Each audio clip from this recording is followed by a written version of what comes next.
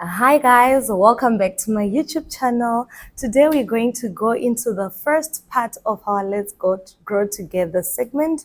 With me today, I'm with Newton. Forgive me if I don't pronounce it well. Amuko, the last name, right. Ichivachi. Ichivachi, yeah. Thank you. So please do introduce yourself and tell us where you come from. Thank you, Charlene. My name is Newton Eshivachi, as we've been told by my colleague, Charlene. I do hydroponics farming. I'm the chairperson of Young Africa Works in Kenya, where we do hydroponics farming. Yes. So, Newton, what is hydroponics farming? Okay, hydroponics farming is farming without the use of soil. So basically, it is soilless farming. Okay, so how does this work? Because we do not have soil. We are all used to the traditional method of farming. So what do you use in replacement of the soil? Okay, in replacement of the soil, we use a type of volcanic rock known as pumice.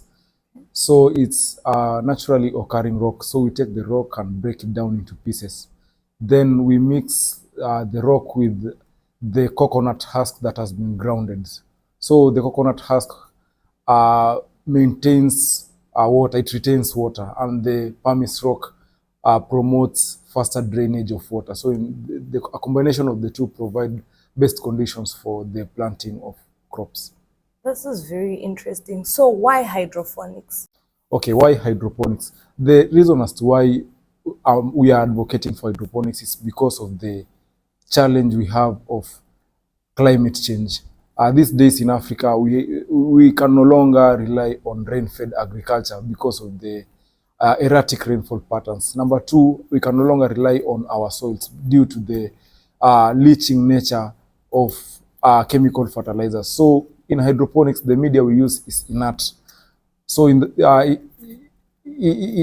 regard, we are able to practice agriculture over and over again without having to undergo, or rather without having to wait for the soil to heal. So as soon as we are done with the production cycle, we can take a month's break, then go back to production. Oh, this is so interesting. So how is the end product? Do you have a lot of harvest, and how expensive is it to get into hydroponics? Hydroponics farming is really good. In an area of around 192 meters squared, you can, in a time span of 9 months, you can harvest up to 10 tons if you are producing tomatoes. Yeah, and if you venture into value addition, you can get more money out of that. So it's really good because within a small area of land, you can get higher yields as compared to soil farming. So we have seasonal crops. Does this also apply when it comes to this form of farming? It does not apply to seasonal crops because we do not rely on rain to practice our agriculture.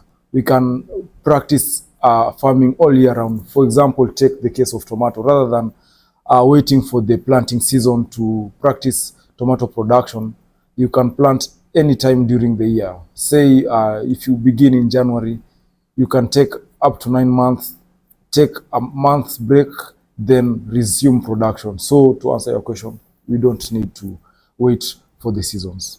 Wow, this is a game changer. So please do elaborate on all the things that you feel we've missed out. What else do we need to know about such a wonderful farming project? We are based at, as I said, we are based in Kenya. We usually conduct trainings to farmers. We can also visit other African countries. For example, there's another project going on in Nigeria. So we can provide trainings, capacity building for young farmers, women, youth, and even people living with disabilities.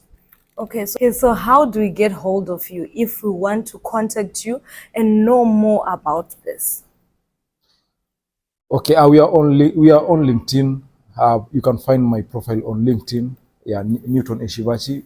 After this, I'll leave you with the LinkedIn, my link to my LinkedIn account. So you can follow me there, and we can continue the conversation. So you guys have heard it. I will put his link down below for his LinkedIn. I'll also write the LinkedIn name on the screen so that you can get hold of him. You can search him on LinkedIn if you want to know anything about it. So Newton, what else do you have to tell us as people that are interested in what you're talking about, as young farmers and also old farmers that are in the game? What advice can you give us today? Thank you for the question. I'd advise everyone willing with the passion for farming to venture into hydroponics farming, because with hydroponic farming, you don't need to rely on rainfall. In addition to that, we also have other types of agri-tech that we have in our farms. For example, we have automated timers where you can install a timer to your pump and program it to be performing irrigation based on the number of hours and the water requirements of your plants. For example, you can set the timer to be irrigating in 10 minutes for every hour. So it's very good for corporate persons who don't have the time to stay at the farm. You can program the timer, leave for work, then the timer will do the irrigation for you. Besides that, we also have an IoT device, which is technically means an Internet of Things, where it can sense for you the humidity levels, the moisture content of our media, temperature levels, light intensity, and all other factors that are required for proper plant performance. So it's a climate smart form of agriculture. So it's modern, and it's use another type of term, for lack of a better word, it's sexy type of agriculture. Yeah.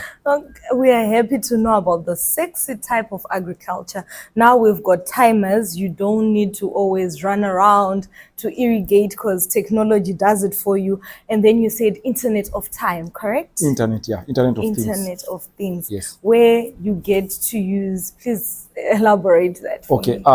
Say we want to take, we want to know the temperature conditions. You know, there are quite a number of factors that influence plant performance. For example, temperature. The temperature has to be right. The humidity has to be right. The light intensity has to be right. The moisture content in the media has to be right. So the sensors, the Internet of Things, or IoT, is able to sense the light intensity. You can program it as well, so that it can send signals to your email, it can send signals to your phone application, so that whenever the temperature conditions move above or below the required conditions, it can send you signals and you are able to make necessary adjustments. Wow. So farming has become sexy indeed. Left for you to join in the sexiness of farming. So you guys, due to the lack of time that we have today, I would love to thank you, Newton, for joining us on Let's Grow Together in this segment. If we do have many more questions for you, we'll invite you yet again so that you'll help us to answer the questions. Thank you very much for being part of us. Thank you for having me. It's been a pleasure being with you today, sharing what we do back in Kenya. I look forward to more engagement so that I can give out more information as regards hydroponics farming and also value addition in hydroponics farming. Thank you. Guys, so you have it. We now have a sexy way of farming. If you want to know more about this, please do follow Newton, and also do leave your comments behind telling us what you think and what you want to know and all the questions that you have. Remember, let's grow together, and thank you very much for being with us today. Please don't forget to like, share, comment, and subscribe.